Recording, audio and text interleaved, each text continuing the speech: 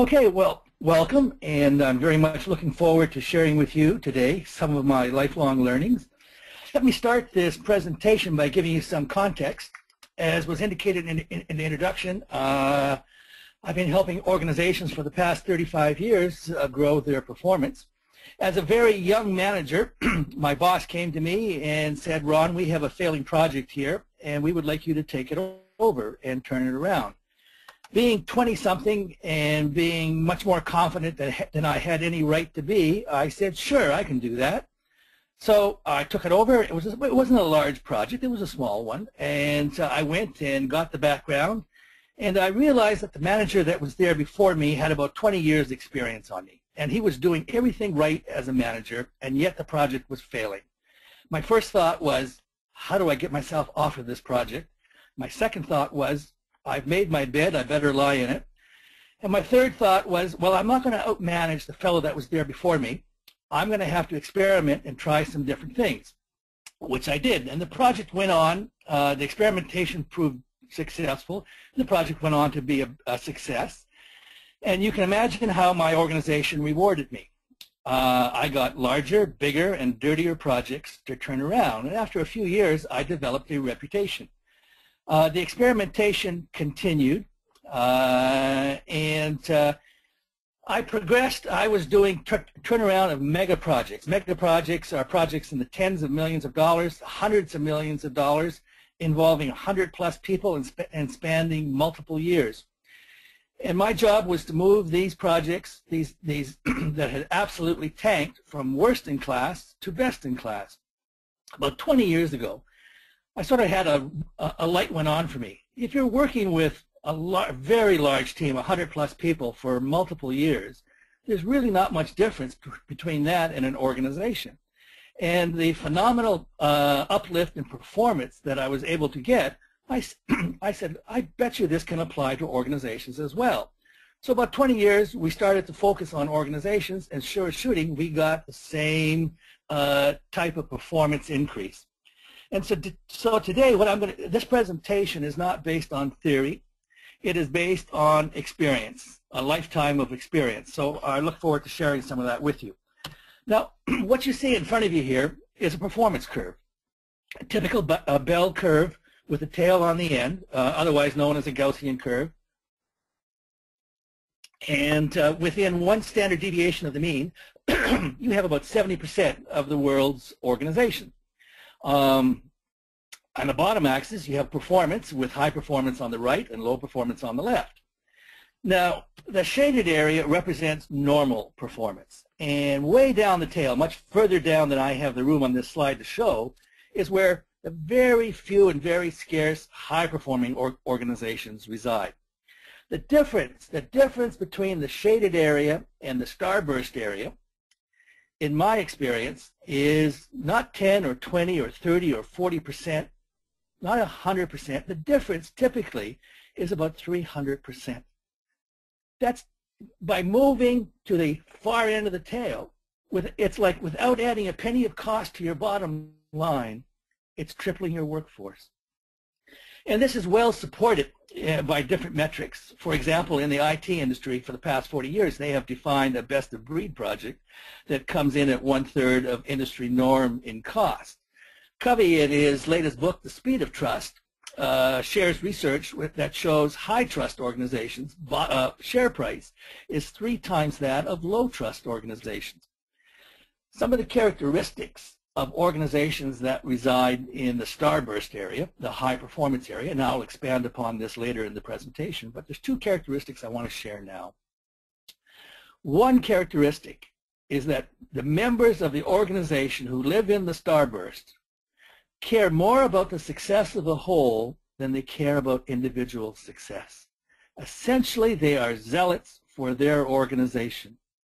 And the second universal characteristic of the members of the organization who live in the starburst area is that they have joy of work.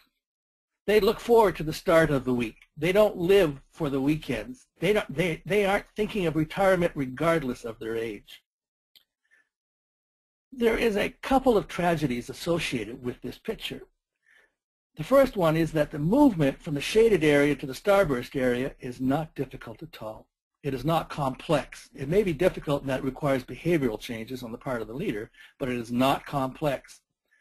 The second tragedy is by living in the normal area, the shaded area, that area is, the word normal is actually a misnomer, because that typical would be a better word.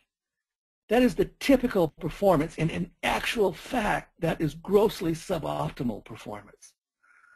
The way we manage and lead, we have become masters of turning abundance into scarcity, and that's the second tragedy. Organizations have always been around, but they came en masse at the start of the Industrial Revolution. And as the name implies, the most important asset in an organization at that time was the machine. And good managers surrounded the machine with process in order to maximize the return on investment. And they surrounded the process with people. The people in the organization at the start of the Industrial Revolution existed only to serve the process which served the machine. Outside of all of this was management. Management were the only ones that had the big picture understanding, understood where the organization was going, understood how it needed to evolve, understood what the competitive pressures were. It was management's will that drove the people to work the process to serve the machine. About 60 years ago, things changed. We moved into the information-based economy.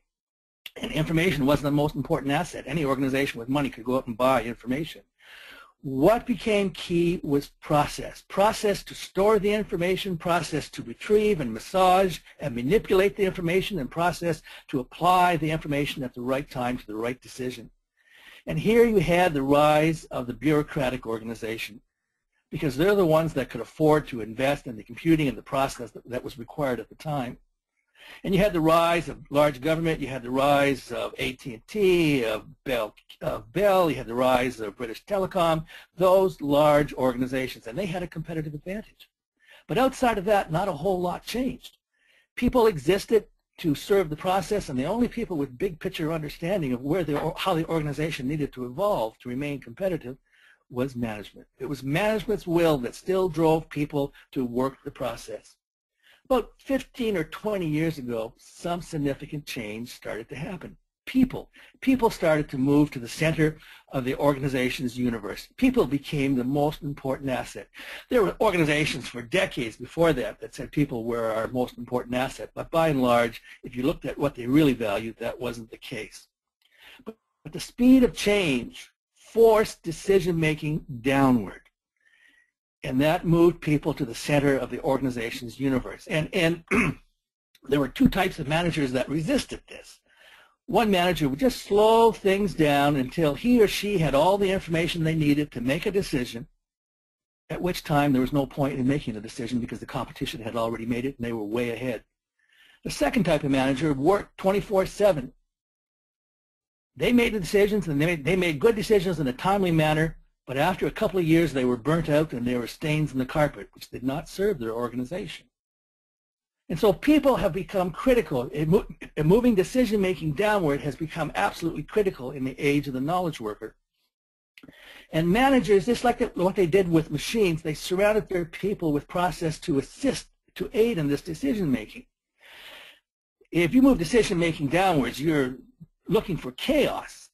Unless you have made clear to the people that you've moved the decision downwards to what the organization's goals are. What are you trying to achieve?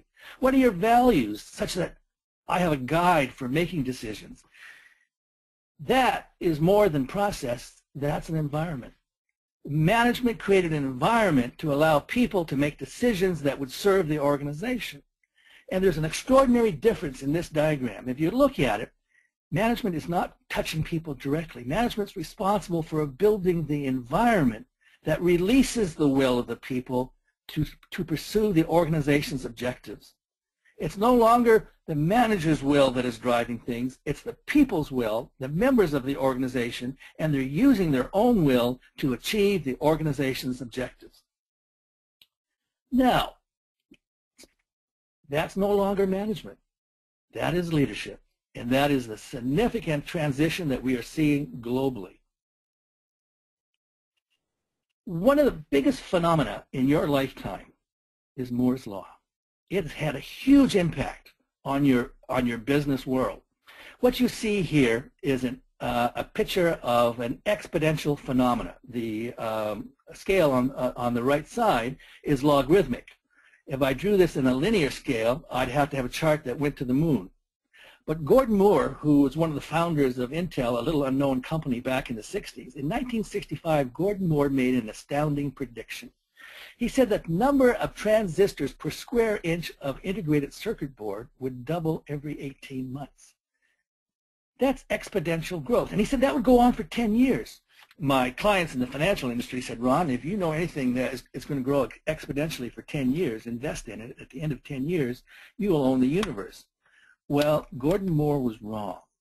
He was right that it went on for 10 years, but it's gone on for 60 years and it hasn't stopped. And if you look at the chart in the late 90s, the exponential growth accelerated. And why is this so important?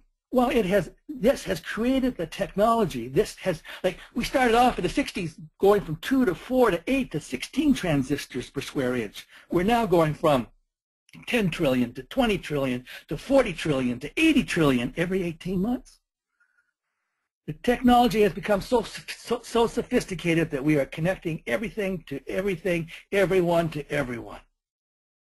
And why is that important? Why has that impacted you so much? Well, in the 1930s, the doubling rate of knowledge was 30 years.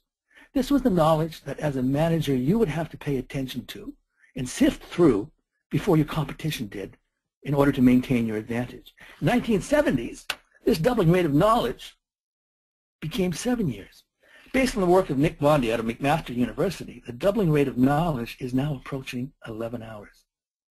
This means you take a day off and your world has quadrupled.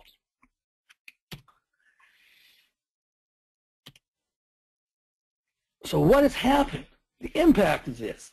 The machine was at the center of the organization's universe for about 150 years as the most important asset.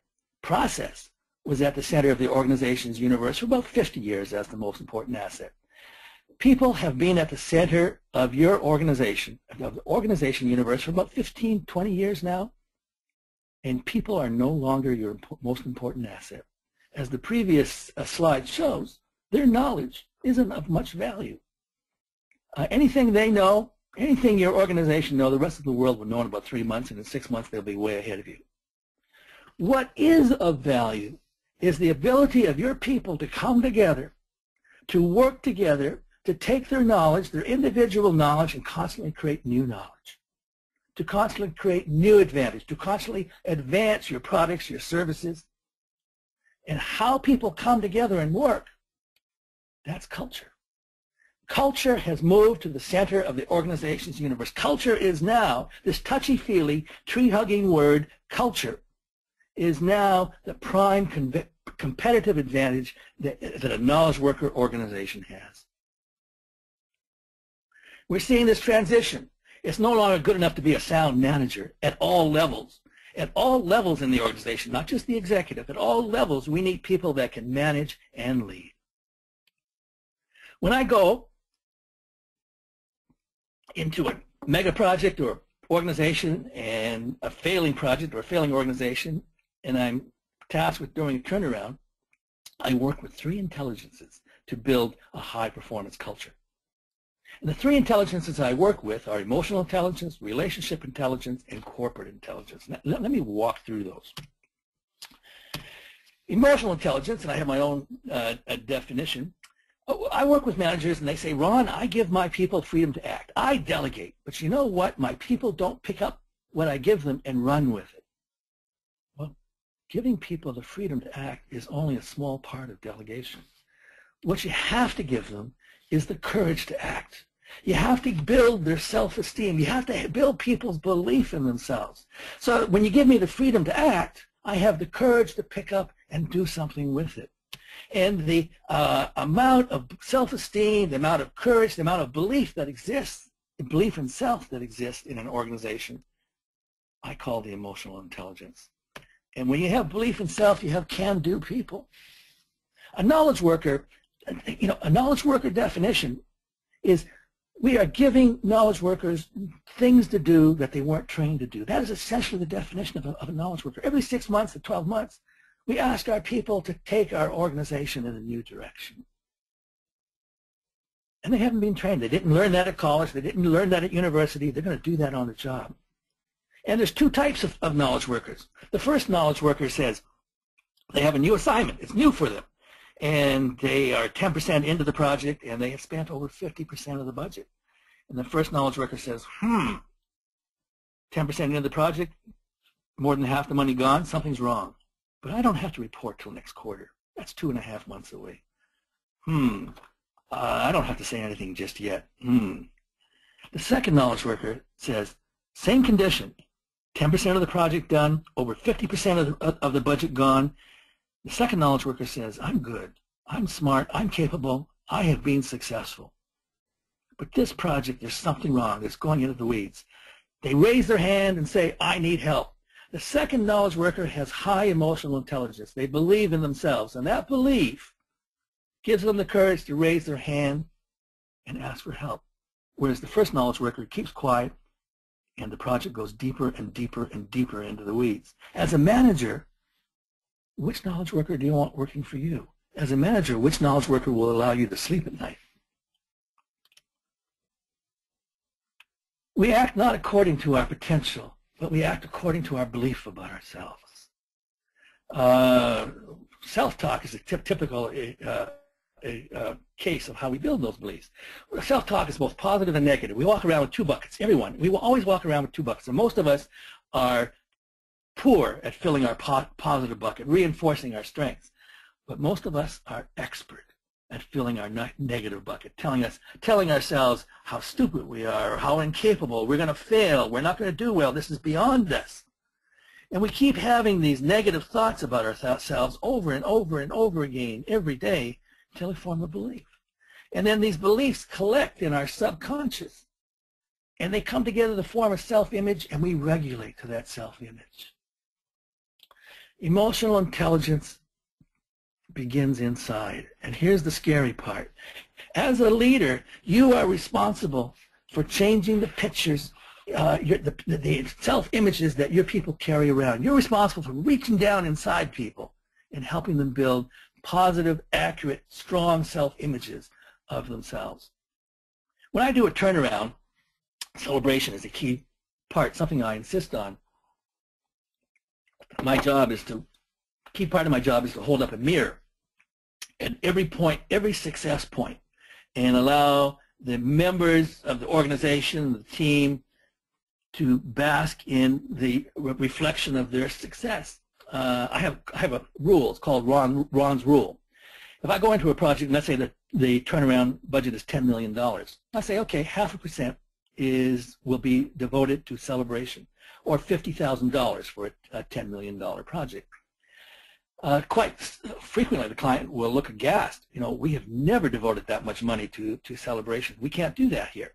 I say, that's fine. I don't need the $50,000 for celebration, but you'll need to double your budget then. I'll need $20 million to make the turnaround a success. That is the power of celebration.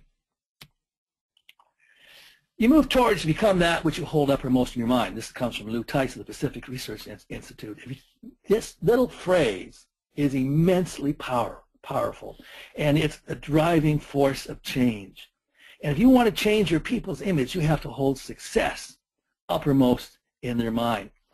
Just as an aside, I have 4 children, and I have taught them the principles of change and the principles of success. And one day my younger daughter came to me, Jenna, and she said, Dad, I would like a dog, not just any dog, a schnauzer. And I said, Jenna, well, I understand that you would like a dog, but we have 4 children. We have a very busy household. I travel frequently. It's just not practical. And to my surprise, she let it go, or I thought she let it go. When I brought home my laptop, she would change my screensaver to put a picture, an image of a schnauzer on it. And this was a persistent young lady. And every day she would ask to borrow my computer, and she would put a different image of a schnauzer. By the end of 3 months, I was looking forward to the image. By the end of 6 months, I was thinking how cute they are. Then one morning, I woke up, and there was a card on my dresser. And I looked at the front of the card, and it says, you become what you think you are. My own words were being used against me. I opened the card, and it said, I think I'm a Schnauzer owner. I would like you to introduce you to a very happy daughter and the newest member of our family, Kobe. If you take anything away from this seminar, take this phrase. You move towards that which you hold uppermost in your mind.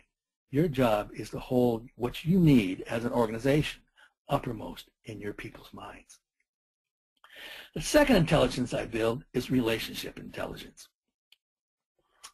Trust is the lubricant that gets people working together. Trust is the organization's lubricant.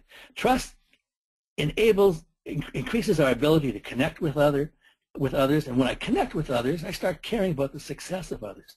And when I care about the success of others, I believe in others. You know the phrase that I'm a professional, I don't have to like you to work with you? Well, on a great day with a lot of sweat, that might give you mediocre performance. It will never give you phenomenal performance. If you want to get phenomenal performance in your organization, then the members of your organization generally have to care about each other. And the amount of trust, the amount of belief that colleagues have in each other is a measure of your organization's relationship intelligence. And when you have high relationship intelligence, you get people helping each other, even pushing each other towards success. This is what every single manager wants: creative problem-solving teams, creative problem-solving people. You want your people coming together, creating new knowledge, new ideas, solving problems all the time. And this requires people to be frank and open. This requires people to get around the table, share their half-baked ideas, take risks, expose themselves, expose their thinking to their colleagues. And that will only happen with trust. I have to know that you care about my success, and anything you tell me I may disagree with, but you're only telling me in an effort to make me stronger. And where does trust come from? Well, fortunately, trust is not a complex item. For trust, I got to know you as a human being. I have to have some attachment to you as a human being. When you get together with someone, there's actually three elements present. There's I, there's you, there's we, and we is the relationship. I do an exercise with senior executives, and I call it a tribute to remember. And I was working with one group of very senior bank executives, and in the banking industry, these were very men in their 50s, all silver-haired, properly dressed, very conservative. And I asked them to write a tribute to a team that they had worked with in the past, a 20-second tribute that they would share with their colleagues. And it was a team that had moved mountains, and it was a team that when they thought about the team, it warmed their heart. And so they took a few moments to write their tribute, and then they started sharing. And before they got to the end, there was about 7 or 8 gentlemen present, tears were starting to roll down their cheeks. Why was that?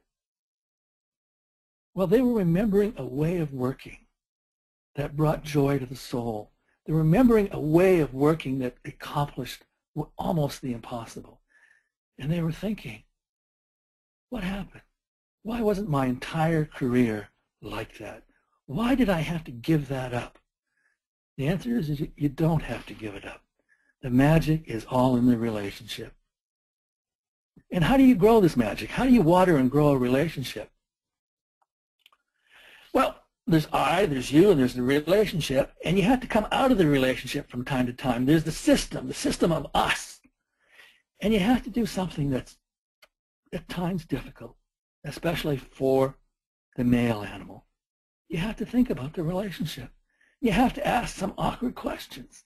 How do you see me? How am I doing? How do you think the relationship is going? Is our relationship productive? Do we encourage each other towards best? How do you develop relationships? You move towards that which you hold uppermost in your mind. You move towards become that which you hold uppermost in your mind. Think about relationships. Relationships at all levels, upwards, downwards, sidewards, they're all critical to the success of your organization. So you got to hold that uppermost in your mind, and you work at building attachment. You work at getting to know people all around you as human beings. Things that I do in a turnaround, I'll hold a town hall meeting every 6 weeks, and I'll explain why the 6 weeks in a moment. Sometimes, depending on how the worse the situation, the more frequently I'll hold meetings. It'll always be a half day. So if I have a team of 100 people, I'm taking 100 people into a huge ballroom for a half day at a minimum every 6 weeks. That's 50-person days. Gone. Drives the executives of the organizations I'm helping crazy until they see the results. I'll hold breakfast and lunch for the team. I'll hold social events, games in the project room. I was doing a turnaround at a central bank. I don't know if you've ever been involved with a central bank, but these are quite staid institutions. The particular bank I was working at, the head of the central bank had not one but 2 private dining rooms. And I took the main boardroom on the floor that I was working on, and I bought a foosball game. You know, a foosball game is those games that with the soccer men on it. You turn the handle and you hit a ball back and forth. Very simple but very popular game worldwide. And I put it around the team in the main boardroom. And what would happen, and the team was 100 plus, and that size of team, people don't know each other. And they would stop, and they'd be walking by, and 4 of them would get together and have a little game, great break from a strenuous mental activity. And they'd laugh and get to know each other a little more. Proximity. People that need to have a strong relationship, I put them together, physically together on the same floor. There's lots of things you can do as a manager. It's a very creative undertaking in terms of building relationships. The final one is corporate intelligence. You need in your organization, for high performance, there has to be shared vision and shared values that are believed in, that people can connect to, because when people connect to what the organization is about, they take ownership. And when they take ownership, they believe in the organization. And that the degree of ownership, the degree of belief in an organization is the measure of that organization's corporate intelligence. And when you have high CI, you get alignment of your people. And when you have alignment of your people, you get phenomenal, rapid forward motion. I work around the world and I speak with leaders and I tell them, you realize, of course, that you have the most educated workforce in the history of the human race. It is the norm, not the exception, that people want to make a difference. At the end of their career, they want to say that their work has contributed to their society, to humanity. That is not the exception, that's the norm. And people are working so hard as to the point of burnout today. And the leaders look at me in disbelief and say, Ron, if that's the case, how come this year feels like last year? How come progress feels like molasses flowing uphill? Well, this chart in front of you, this picture in front of you is why. You have great people, but they all have their own understanding of what doing good is. They're working hard, but they're all going in different directions. So at the end of the day, the progress they make, the sum of their efforts, isn't very much. In a high CI organization, the work is aligned. People understand the desired future. They're heading towards it. They're able to build upon each other's work. That is corporate intelligence. Charles Handy, a favorite author of mine, and one of my favorite quotes, he was one of the founders of the business program in the London School of Economics, and you can regard him as an Irish business philosopher. And he said, it's a leader's responsibility to provide purpose. If you want to retain good people, if you want to retain talent, you got to create cause. Otherwise, you get a relationship which I'm working for you purely because of money, purely because I'm earning money. Then you get very short-term thinking, very selfish thinking. And CI, corporate intelligence, is meant to go in the opposite direction. Corporate intelligence, defined, is about being able to deeply connect the people of the organization with a common future so that they are able to release and align their energies in its achievement. It's that simple. Some characteristics of a high CI organization. Endless talk about the difference they will make. You'll hear the workers in the organization sharing ideas, building upon ideas. You'll see people with courage, people at all levels acting as leaders. You'll see unimaginable amounts of energy, people without resumes, people caring about the success of the whole. Radars up, huge sucking in of information. We're not drowning in information. We just don't know what information, our people don't know what information to pay attention to. And when they do, then all that sea of information becomes a competitive advantage for your organization. The barriers to forward movement are anticipated. These are some of the characteristics, but there are 2 characteristics on here that are absolutely critical to a knowledge worker organization and go to the heart of the phenomenal performance bump that you can achieve. The first one is people caring about the success of the whole. Out of the industrial age, there was an organization as machine view, which is still the most popular view today, that an organization is basically a machine. And you know you work in an organization that has this view if you hear the following phrase: if we all do our job and we do it well, we will be successful. That's an organization as machine view. That's a view that the work can be divided up in little boxes and we can stay in our boxes and be successful. And that's the fundamental difference between a knowledge worker organization and an industrial age organization. In a knowledge age organization, the whole can be much more than the sum of its parts. Much more, incredibly more. But people have to care about the success of the whole, and part of the magic flows from that. If I had more time, I would walk you through a case study, but I'll refer you to a case study in a moment. The second critical item is people with courage. And that is absolutely essential for your organization to move forward on a continuous basis. Let me explain. We work with an organization and their current reality has become cramped and no longer serves them.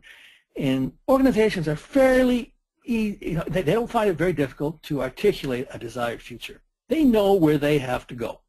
And they're able to do a good job of outlining and detailing where they need to move to. The problem is they have to go through the hallway of change, or otherwise known as the hallway of hell, in order to get there. Change is difficult. Changes will always make us nervous. We have been bred over the millennium to fear change. And so we enter into the hallway of change, and the first scary thing that we see causes us to go back to a current reality that is cramped, uncomfortable, and doesn't serve us. But it's a current reality that we know, and it's a current reality that we have become comfortable with.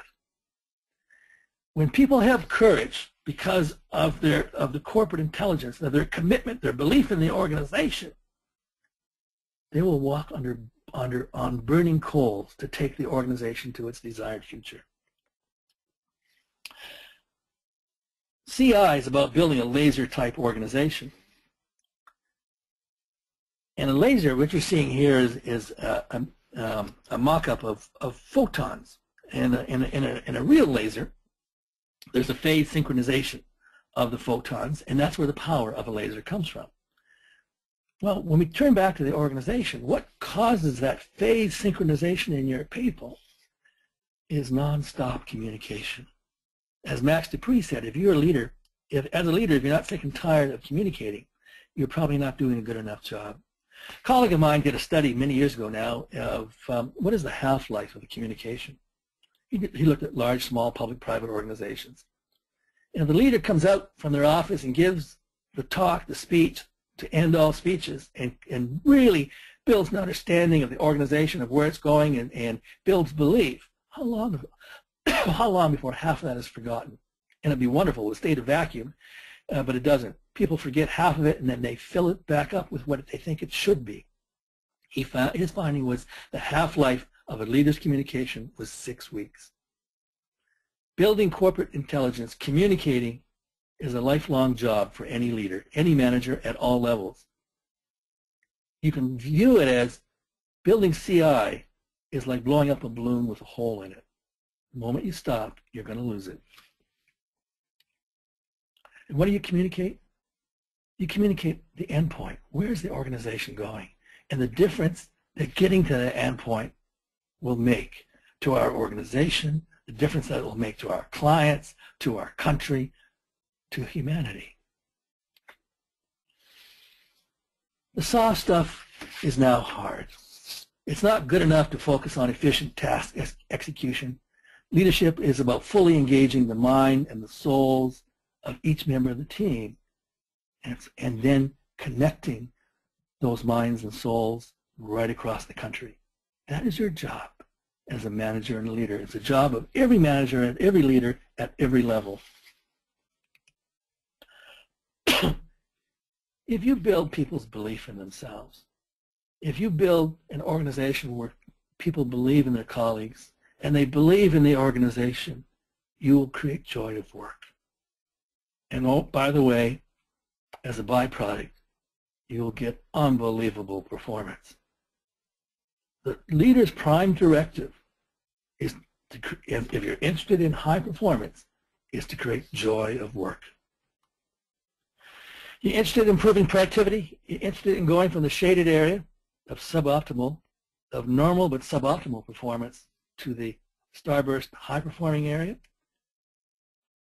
Then you have to build self-esteem. You have to build trust, and you have to build commitment to the whole. Now, and I have a very short period of time here. I've sort of given you a lot.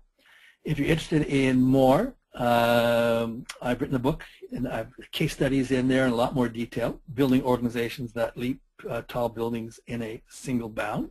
So if that interests you, you can get more information there. As well, if you go to my website, ronwiens.com, I have a whole collection of white papers, and they're freely available, so you can go and look at them, sample them, and choose the one that choose the ones that you are interested in. And finally, if you would like to start a dialogue, feel free to email me, and I'd be more than happy to discuss culture and the building of a high-performance culture with you. And one last thing, a colleague of mine, next Tuesday at 4 p.m. Saudi Arabia time, a colleague of mine, Doug Smith, will be delivering a webinar. Doug was a professional hockey player, and he'll be sharing how organizational culture affected his performance as an athlete. If you are interested in what I've shared today, I think you'll be interested in Doug's talk as well. Anyways, it has been a pleasure sharing my learnings with you. I hope you have enjoyed listening to this presentation as much as I have enjoyed giving it. Well, thank you very much, Mr. Wiens. Folks, we are now open for the question and answers. If you have any questions, you can put it in the question box. I'll be happy to read them over on your behalf, or you could raise your hand. There's a hand icon available on your webinar console, so if you click on it, I shall give you an opportunity to speak to Mr. Wiens. Let me go straight to the question box. There's the first question, Ron. Organizations have been investing a lot in optimizing their processes and deploying the best business process management tools. In your view, where do they lack in implementing the essence of process-based culture? Well, that's a good question. Process is quite important and very important. There are 4 drivers of culture. People tend to think that people drive culture. That, I hire the right people, I get the right culture. The answer is no. People play an important role. If you hire a group of people that are essentially dishonest, you'll probably have a dishonest culture. But I can hire, there's the 80% problem. I can go and replace all the people in your organization, come back in 3 years, and the old culture has reemerged. How does that happen? Well, there are 3 other drivers of culture. In addition to people, there's strategy, the strategy of your organization. For instance, if you have a short-term strategy, that will affect your culture. Your leadership, how your leaders make decisions, what they focus on will affect your culture. But the big one is process. For example, if I go to my boss, and my boss realizes that working as a team is critical to the organization's success, and he explains to me and he convinces me that working as a team is absolutely essential. And I walk out of there, I'm a team player. And I get back to my desk, and my performance appraisal is on my desk, and I read it, and it's based 100% on my personal performance. In that case, I say, well, forget we, I'm going for me. The organization's process, their HR processes, are not aligned with culture. Process, the right process, is absolutely critical for driving the behaviors that will lead you to a high-performance culture. So process is critical to the building of a high-performance culture. It has to be thought about, and it has to be aligned. More importantly, the bad process, the process that is driving the wrong behaviors, has to be cut out of the organization. And frequently, people that are investing in cultural change do not think about what has to be removed, and that's actually where you start. So I hope that answers the question. Okay, thank you. We have another question, short one. As a leader, how do you induce belief in self in your employees? Oh, well, what I will do is recognition is the easiest route. For example, I work with leaders, and I will go out and buy them a fountain pen and some really nice note paper with envelopes. And I say, okay, once a week, you are going to write a letter to some employee. And you're going to write a letter recognizing a contribution that they made. And there's a format to how you do this. You thank them for their contribution. And then you identify the difference that their contribution has made. Just a blind thank you means nothing, because it may mean as a leader you really don't know what's going on. And so you have to show that you understand the contribution they made. So you articulate back to them, you did X, Y, Z, and here was the impact on our clients. And I want to thank you again for doing that. You write a little simple letter. You know what happens? People read that. And you know what people do with that letter? They never throw it out. We all keep letters like that. We put it under our desk, and every time we take that out, we re-energize. As Mark Twain said, I can live for 3 months on a good compliment. And the rule is you praise individuals in private, you recognize teams in public, because you don't want to create internal competition. And I will hold event after event after event. As the team is accomplishment, or the organization is accomplishing, I'll bring in third parties, I'll bring in reporters, I'll get articles in the newspaper, in journals, reflecting back the team. You can never be too generous with your praise as long as the praise and recognition is genuine. So I hope that answers the question. Thank you very much. Another one, interesting one. Some may argue that giving too much freedom and courage to act, you are actually spoiling the employees. How would you rebut this argument? I didn't catch the last sentence. Spoiling their... Spoiling the employees by giving them too much freedom to act or courage to act. Let's be clear here. And I encourage people to go and read my white paper on my website called The Delivery Engine, Lost Lessons of Corporate Governance, or Rediscovering Lost Lessons of Corporate Governance. What you are giving, you aren't giving employees freedom to go off and do whatever they want. The CEO of Google recently said we need more wood behind fewer arrows. And what he means is that, hey guys, we need less ideas and more delivery. And so you would give an employee an assignment. You would give an employee a goal. And you'd put a regime around that employee in terms, okay, here's the goal. And the freedom you're giving them is solution freedom. Go and figure out how to achieve this. Employee, we have to climb that mountain. And you know what? That employee, you hired an employee fresh out of school, and in 6 months, that employee, for that part of the coalface that they are responsible for, knows more than you. With a doubling rate of knowledge, 11 hours, somebody that's focused on a small part of the coalface is going to understand that small part way beyond what a manager could do. Managers no longer have the ability to keep up. What they have the ability is to create a team. Like the manager's mantra, and every manager should say this to themselves a dozen times a day. My job is not to deliver. My job is to build a team that delivers. And so you're giving your employees freedom on the solution, not on the target. And they have to report back. There's got to be status reporting. This is all part of good process. But you want employees to give you 300% more? You better recognize their capability if you want that benefit. So you're giving them freedom, but freedom within a box.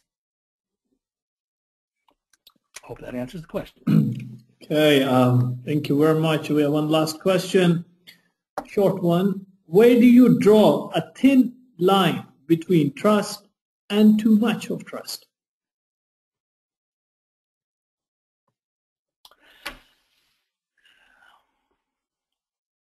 That's a good question.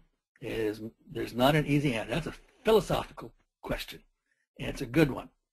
And rule of thumb, allow yourself to be burnt 3 times. We achieve more by trusting and getting burnt than by walking in with a jaded view where we don't trust and we tar everyone with the same brush. Okay, so there will be some people that don't deserve our trust. And you know what?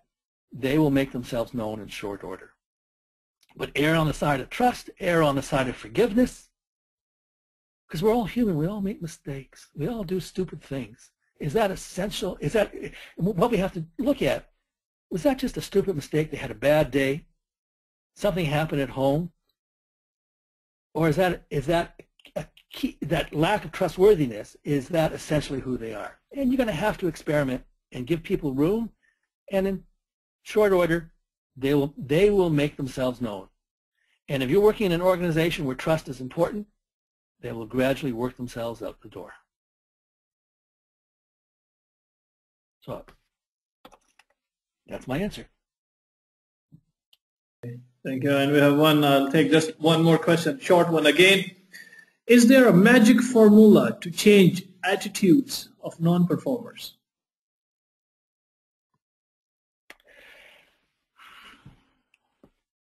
Well, it's interesting. That's an interesting question. When I do a turnaround and I go on and there's a team of 100, I typically will have to get rid, terminate, move off to some other part, one person, 1 out of 100. It's not very many. The rest of the people who weren't performing, it was the culture, it was the process, it was the leadership. So you give people, you have to recognize who the non-performers are, who do not have the capability. They're a square peg in a round hole. They're not meant to be doing that type of work. And you're doing them a favor by moving them off someplace else. And what is interesting, I have never done that, and it's never comfortable. If it ever becomes comfortable, you want to question yourself as a manager and leader. It's never comfortable to do that. But every time I have done that, one by one, the rest of the team has walked through my front door and thanked me. Because when you deal with the non-performers, you are recognizing the rest of the people who want to perform. So the people that you try and find the people that really are not meant to be there. You give the other people a chance. Once again, by holding them on in a smaller box, once again, read that paper, the delivery engine, and having them report, giving them freedom, but having them report, they're going to make, the people that cannot rise to the occasion will make themselves known. And more often than not, when you put a regime of, you give them freedom, but they have to show what they've done, is they will exit themselves. So I hope that answers the question. Well, thank you very much, Mr. Wiens. That really brings us towards the end of the webinar now. So I would like to thank you on behalf of the Madinah Institute for Leadership and Entrepreneurship. Any concluding remarks that you would like to give before we dismiss out? Once again, it's been my pleasure. And management and leadership, it's a calling. It's a calling. You really, who are your clients? Your clients, as a manager and leader, are your staff. It's your staff that have to deliver, and you are their servant. And your job is to build an environment that allows them to perform beyond what they thought they were capable of. And amazing results will happen. That has been the experience, my lifelong experience. Anyways, I've enjoyed this. And the feelings are mutual. We equally enjoyed this very, very intriguing presentation. And folks, thank you all of those who participated in this webinar and for posing interesting questions. As Mr. Wiens mentioned, that Mr. Doug Smith from the same organization will be delivering the webinar on March 10th. You can register on community.mile.org or webinar.mile.org to stay tuned with our upcoming webinars. Thank you, everyone. We are recording this webinar, which will be uploaded on Mile Community, so please stay tuned. Until next time, you all have a good